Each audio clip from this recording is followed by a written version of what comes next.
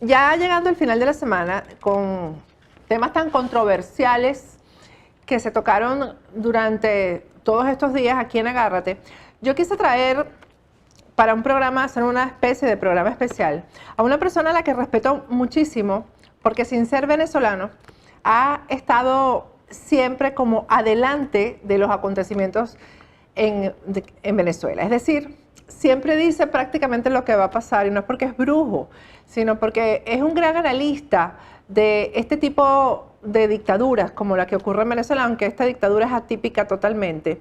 Es un gran analista de la región y muchas veces he conversado con él acerca de ciertos personajes, de ciertos hechos, y siempre me ha llamado mucho la atención cómo ha sido crítico sin miedo, porque hay veces que a las personas que hacen trabajos públicos como el del invitado de hoy, a veces se cuidan mucho de decir ciertas cosas que no sean populares. Por eso lo he traído el día de hoy. Se trata de Carlos Sánchez Berzaín. Ustedes anteriormente lo han visto no solamente en este programa, es un analista para todo, es abogado, es politólogo, es máster en ciencia política y sociología, pero es un gran conocedor del tema que quiero tocar el día de hoy. Gracias, doctor, por acompañarme a cerrar esta semana. Gracias, Patricia, muy generosa de su parte, y un gran saludo a su importante audiencia. Por eso quiero preguntarle entrando si vamos bien. Yo creo que estamos mal, pero vamos bien. ¿Qué quiere decir esta frase? Quiere decir que la situación en Venezuela es muy grave, como todo el mundo la conoce, y puede ser peor, porque siempre hay peor. Pero vamos bien porque hay un momento en el cual la comunidad internacional señala vigorosamente a una dictadura criminal. Se ha salido de la mentira de que el régimen venezolano es un proyecto local. Se sabe que es un régimen intervenido por Cuba, que el que maneja los cables del titereteo es la dictadura cubana. Se ha salido de la mentira de que ahí se podía simular democracia, es una dictadura, una tiranía a secas.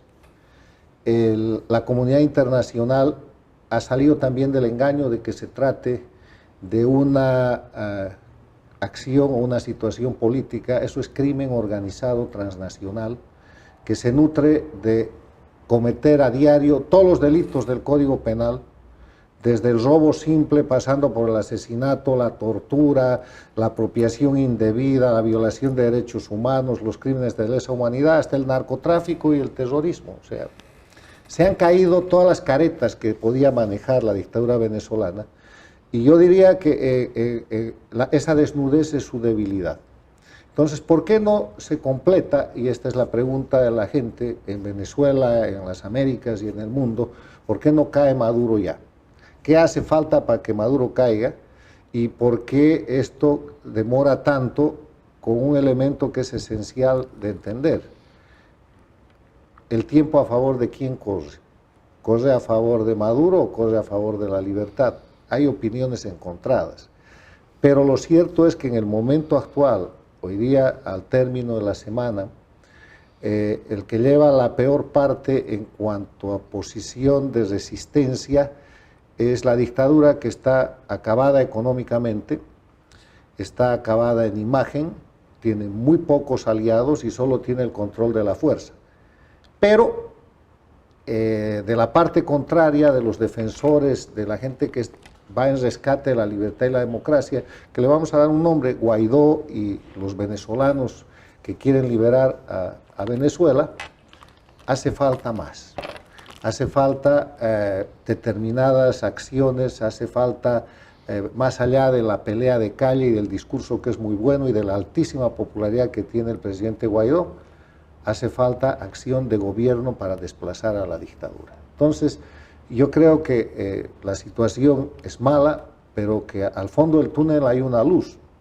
Y como me decía mi papá, cuando hay una luz al fondo del túnel, o es la salida o es el tren que viene de frente. Hay que evitar que sea el tren que viene de frente y que acabe con el proceso de liberación del pueblo venezolano.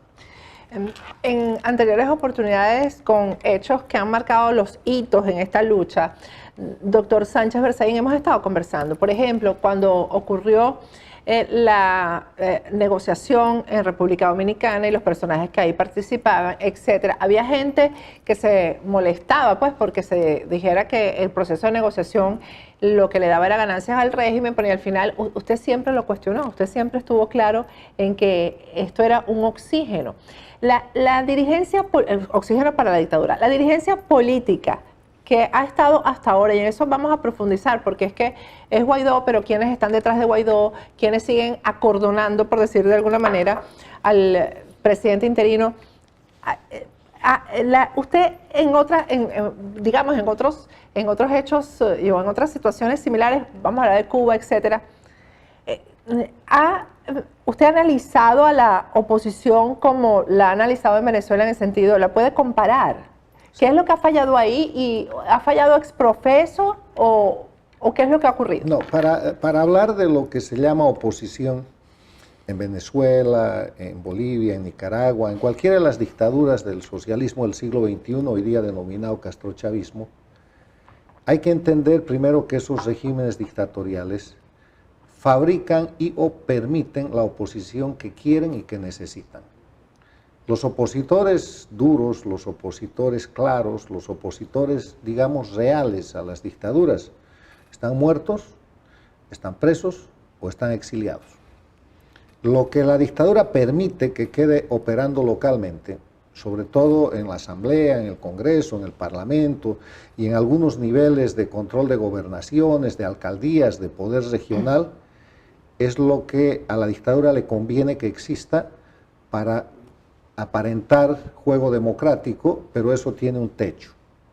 Y el techo se llama reconocer la autoridad del dictador como si fuera un gobernante democrático, el techo se llama no desafiar al régimen y además contribuir a la estabilidad del régimen.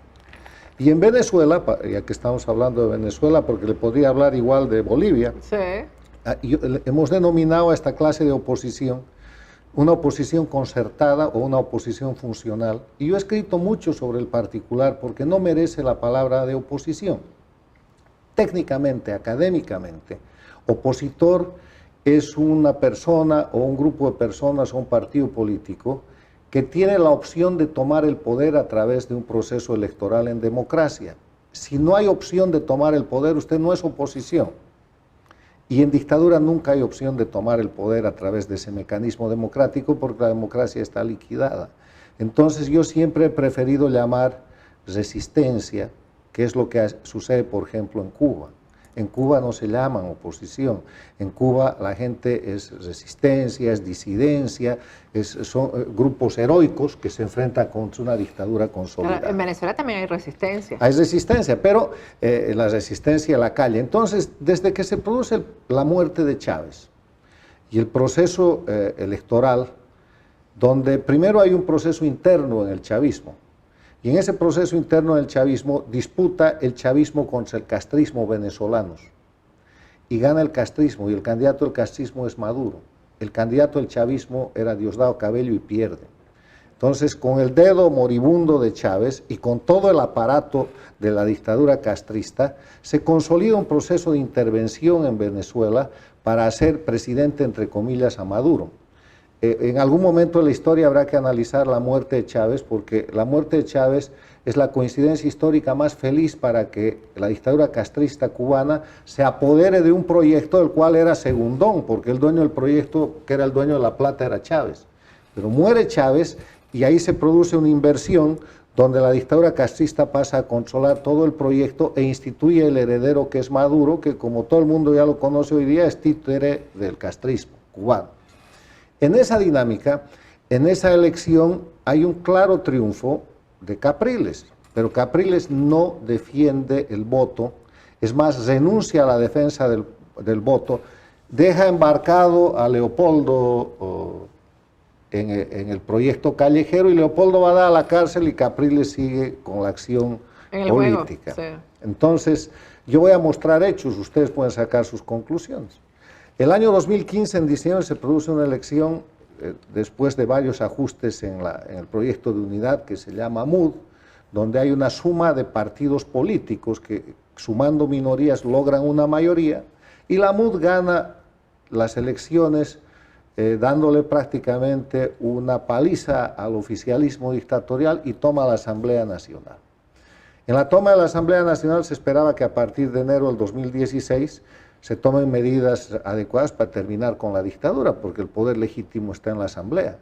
Ramos Alup toma la presidencia de la Asamblea, además por un sistema en el cual, de esa suma de minorías, los partidos, los ADECOS, que dirigidos por Ramos Alup, Acción Democrática se llama, ¿no?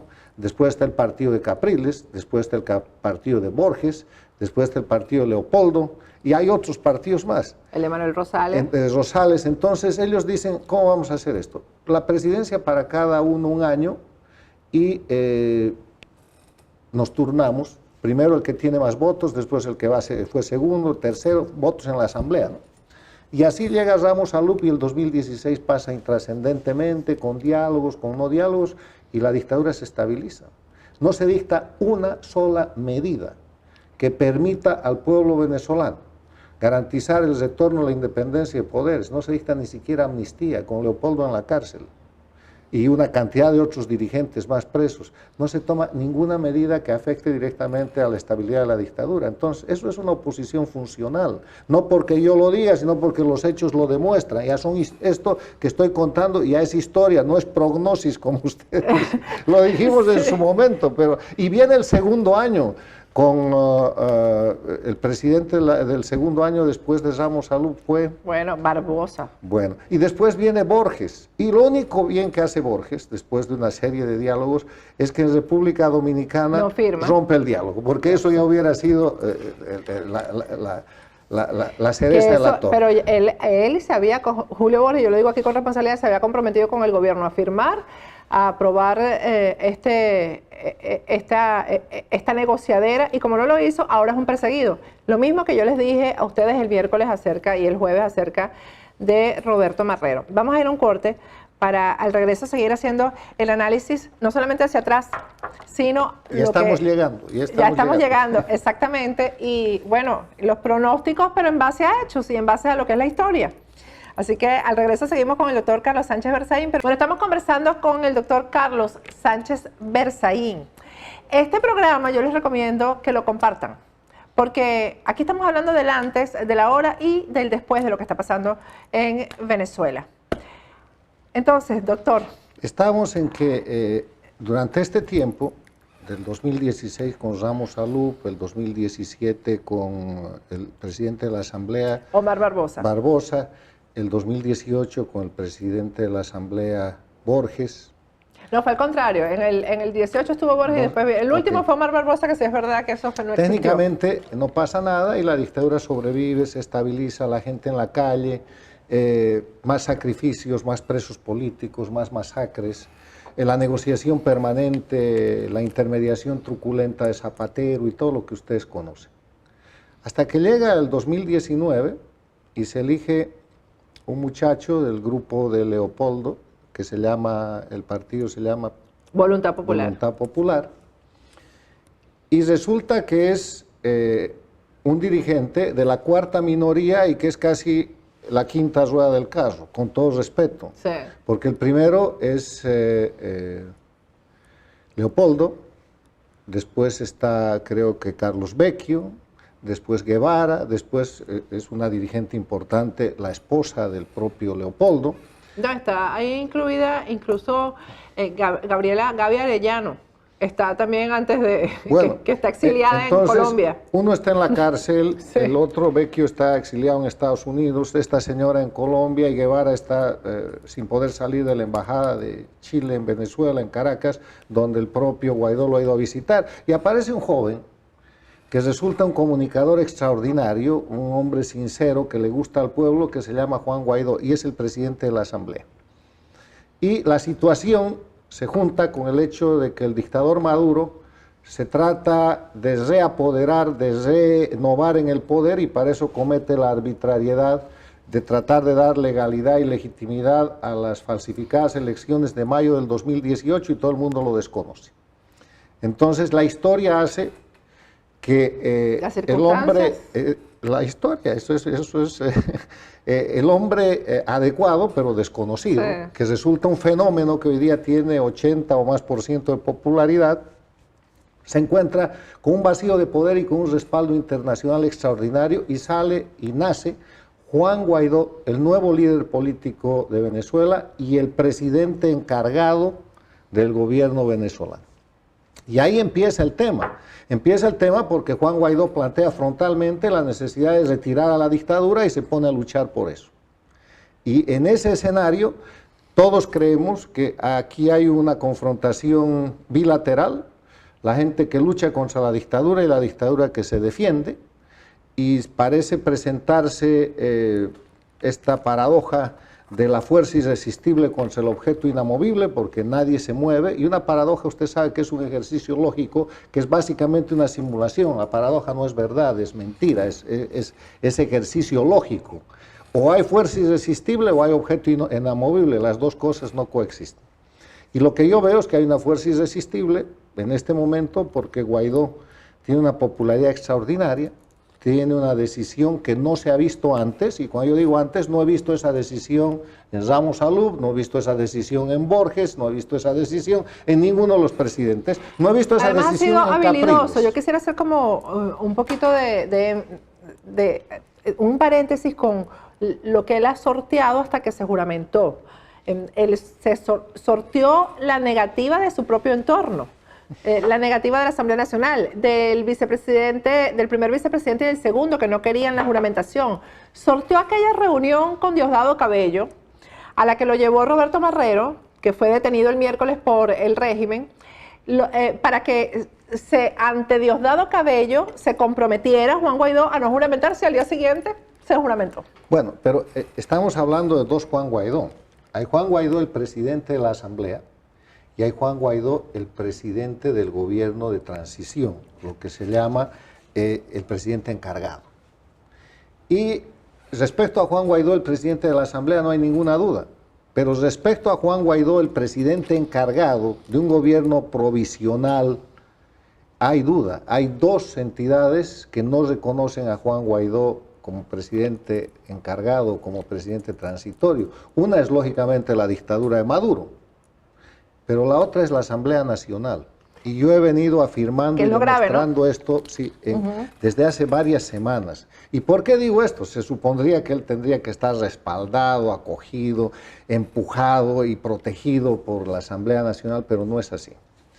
Apenas Juan Guaidó se juramenta como presidente encargado de Venezuela, la Asamblea Nacional, con todo este grupo de dirigencia y de partidos políticos, aprueba lo que llaman el estatuto que rige la transición a la democracia para restablecer la vigencia de la Constitución de la República Bolivariana de Venezuela. Es una ley. Esta ley tiene 39 artículos y establece una cosa que en mi criterio es un gran error o es un gran problema. El artículo 7º establece que para recuperar la democracia en Venezuela se establece el cumplimiento progresivo de los objetivos establecidos y se señalan 3 etapas. Primero, la liberación del régimen dictatorial que ocurrirá con el cese de los poderes de facto que ejerce Nicolás Maduro Moros. Además lo enumera. Segundo, la conformación de un gobierno provisional de unidad nacional que asegure restablecer el sistema democrático y convocar elecciones libres. Y tercero, el restablecimiento del Estado democrático con la celebración de elecciones libres, transparentes y competitivas. O sea, que la hoja de ruta de la Asamblea, después de que Guaidó jura como presidente encargado, es primero vamos a sacar al dictador, después vamos a establecer un gobierno provisional y vamos a hacer elecciones. Pero por si hubiera alguna duda con esa hoja de ruta o fuera un error, en el artículo 25 detallan lo que van a hacer. Y dicen, una vez cesada la usurpación de la presidencia de la República Bolivariana de Venezuela por parte de Nicolás Maduro Moros y demás personeros del régimen de facto, la Asamblea Nacional velará por la continuación de la aplicación del artículo 233 de la Constitución. El presidente de la Asamblea Nacional, punto seguido, el presidente de la Asamblea Nacional ejercerá durante 30 días continuos como presidente encargado de la República a efectos de conducir el proceso que conlleve a la conformación de un gobierno provisional de unidad nacional y a la adopción de medidas que sean necesarias para la realización de elecciones presidenciales libres y competitivas. O sea, están diciendo en el artículo 25 que cuando Maduro salga, Guaidó va a ser presidente por 30 días. Lo que equivale a decir que hoy día, para los miembros de la Asamblea que han firmado esta ley, no es el presidente encargado. Pero si hubiera alguna duda... Pero esa ha sido también la argumentación de algunos voceros de Estados Unidos que dicen que Guaidó no puede salir ya del interinato porque todavía no ha entrado, porque entraría justo cuando el otro gobierno... Es que no lo acepta. Y el artículo 26 dice, verificados los dos supuestos del artículo anterior, y en caso de imposibilidad, o sea, que se haya ido Maduro y que Guaidó haya tomado la presidencia encargada por 30 días. Dice, en caso de imposibilidad técnica para convocar y realizar elecciones libres y competitivas dentro de los 30 días continuos establecidos en el artículo 233 de la Constitución, la Asamblea podrá ratificar al presidente encargado como presidente provisional de la República Bolivariana de Venezuela a los fines de conformar un gobierno de unidad nacional que dará inicio a la segunda etapa de la transición democrática, según lo establece el artículo 2 de este estatuto. O sea, están esperando en la Asamblea Nacional de Venezuela, discursos más, discursos menos, que el dictador caiga, para que cuando caiga, por obra y gracia de la presión internacional y algún otro milagro, puedan ellos reconocer a Juan Guaidó como presidente encargado por 30 días. Y después de los 30 días pueden ratificar a Guaidó o elegir otro presidente encargado para hacer un gobierno de unidad nacional. Entonces, ¿qué estamos viendo en esto?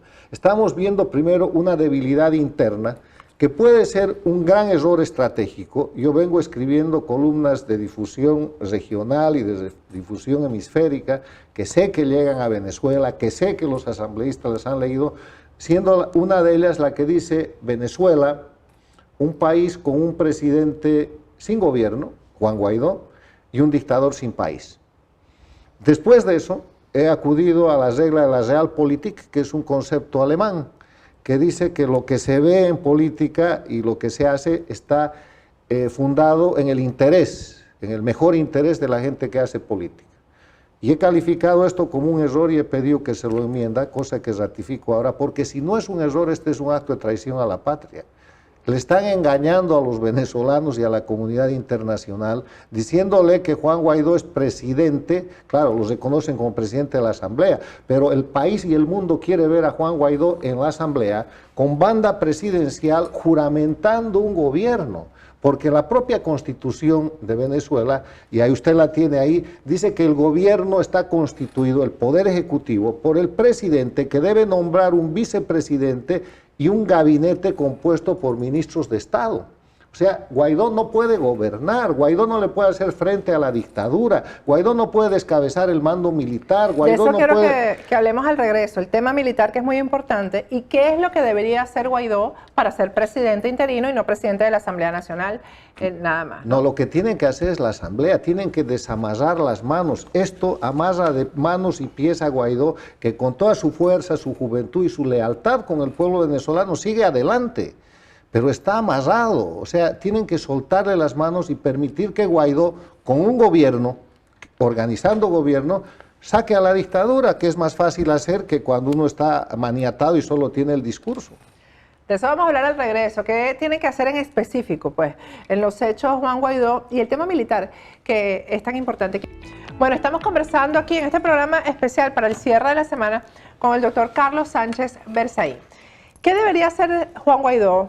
El tema de los militares, la acusación esta que le hacen por terrorismo al operador político más importante de Juan Guaidó, al que prácticamente le alineó a los partidos políticos, el que hizo todas las designaciones en el exterior y que prácticamente, bueno, lo que se dice incluso dentro de Voluntad Popular es que no le cumplió al gobierno compromisos que tenía específicamente con Diosdado Cabello.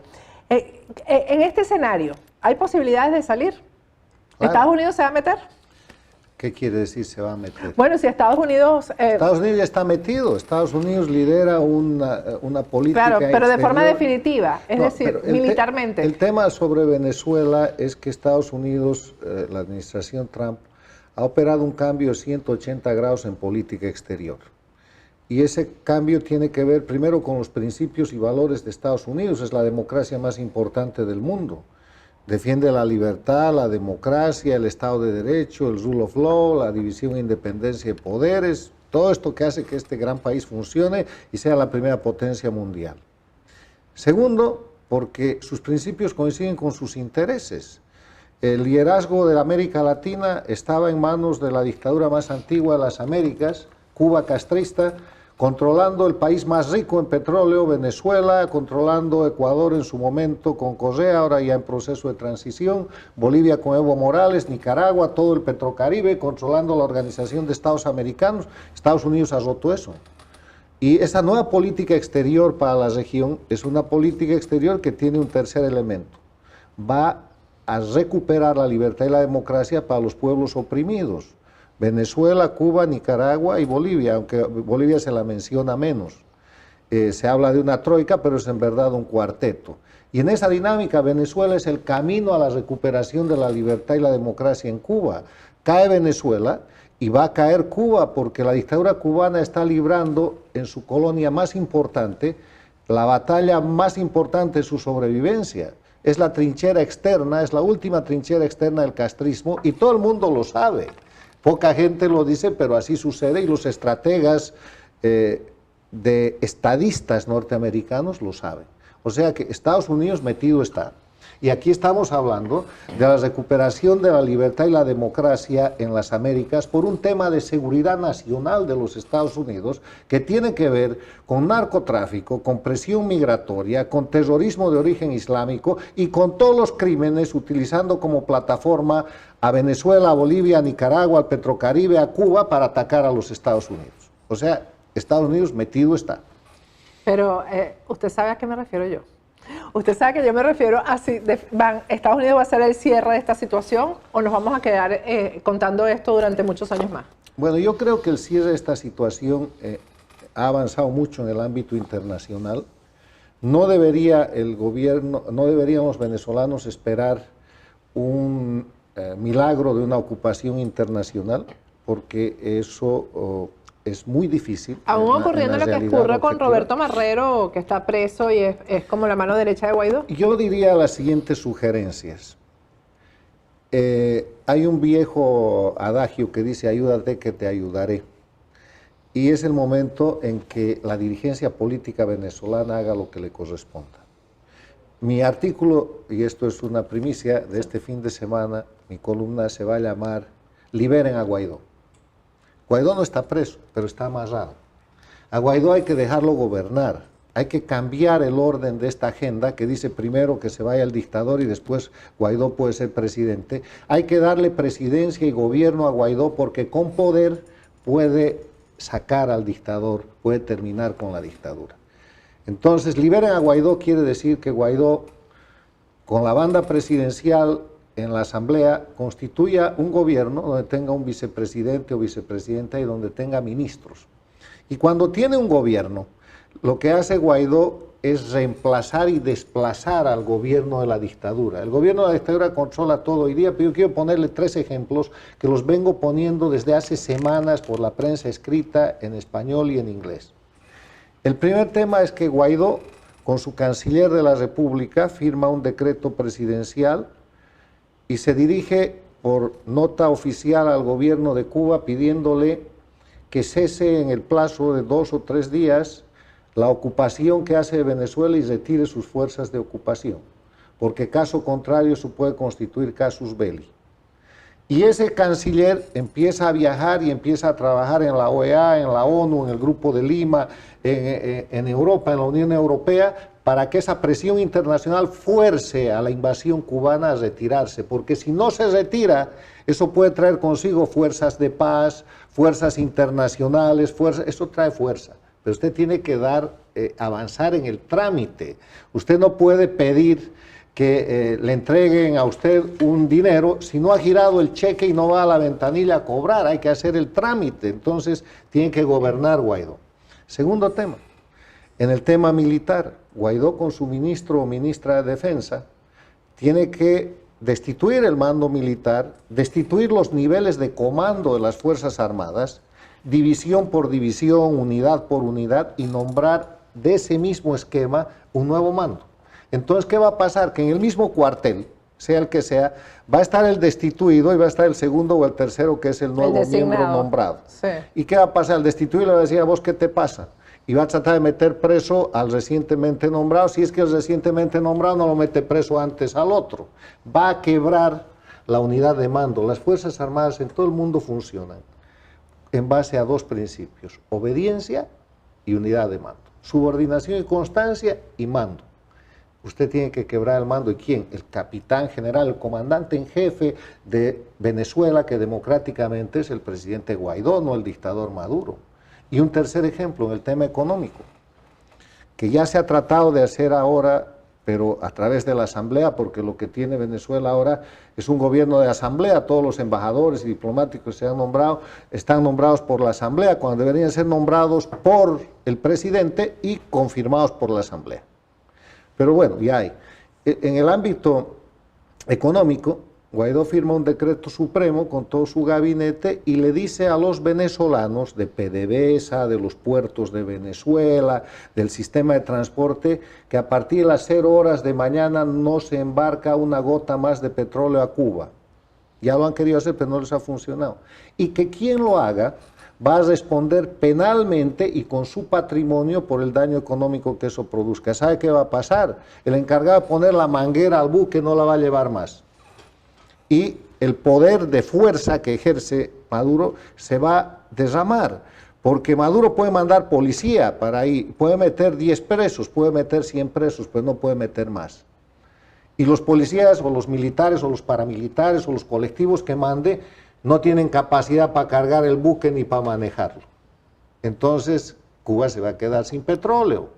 Y así sucesivamente en cada área del ámbito de gobierno. Hay que gobernar. ¿Por qué no lo hace? Porque además, no tiene gobierno. Porque hay gente que me dice a mí que por qué yo no le mando una carta abierta a Guaidó por las cosas que yo he dicho aquí, que por qué yo no entrevisto a Guaidó. ¿Acaso que estos medios no son abiertos y acaso que no hay alguien que vea este programa, por ejemplo, que hable con Guaidó? Yo no tengo que mandarle una carta abierta, eso no es mi trabajo, no, pero usted ha hablado con las personas... No le cargue esto a Guaidó. El mensaje es: liberen a Guaidó. Es el presidente encargado, que gobierne. No hay presidente sin gobierno, sin gabinete. ¿Sabe? Usted no puede ser el presidente de un directorio si no tiene directores. Usted no puede ser el capitán de un equipo de fútbol si no hay jugadores. Guaidó está solito, parado para ponerlo en términos futbolísticos, el equipo completo de la dictadura, y él es solo, con una asamblea que está en la tribuna, que trata de manejar y decir lo que tiene que hacer. Guaidó se manifiesta, es valiente, ha vuelto a Venezuela. No es Guaidó el problema. El problema es que no dejan gobernar a Guaidó, empoderen a Guaidó. La única manera de quitarle el poder a la dictadura es fortalecer un poder democrático, crear gobierno. Ahora, si hay otra manera, háganla, pero este es mi aporte. Precisamente lo que no quieren es darle poder a Guaidó. ¿Y sabe por qué? Quiero terminar con esto. El fenómeno Guaidó en la política interna venezolana es eso, es un fenómeno. Un muchacho que no existía hace 3 meses, hoy día es el hombre más popular de Venezuela, que si las cosas estas resultan bien y desplaza al dictador, en la próxima elección los venezolanos lo van a elegir presidente de Venezuela por unanimidad. Y eso ha de haber desplazado por lo menos 3 generaciones de políticos que son los que ahora tienen amarrado a Guaidó. Los adecos, los Esa cuenta otros. La tienen bien sacada. Bueno, entonces yo creo que si esto no es un error, que no parece un error para gente de tanta experiencia política, esto es lo que se llama en América Latina el doscarismo, 2 caras. Una para decirle cosas a la gente y otra para apuñalar por la espalda al líder emergente. Esto es lo que se llama el ejercicio de una prioridad política mezquina en contra de los intereses de Venezuela, y ya es hora de decirlo. El rato que eso se caiga, el rato que eso se quiebre, la cosa está arreglada. Yo le empezaba a decir a la gente que el gobierno americano, además de poner presión sobre los elementos de la dictadura, tiene que empezar a poner presión sobre los elementos de la asamblea, que se llama oposición, claro, para que le den gobierno a Guaidó y lo acompañen. así es. Entonces las cosas cambiarán, la dictadura caerá, vendrá un gobierno de transición que no será de 3 meses, sino de 1 año, liderado seguramente por Guaidó.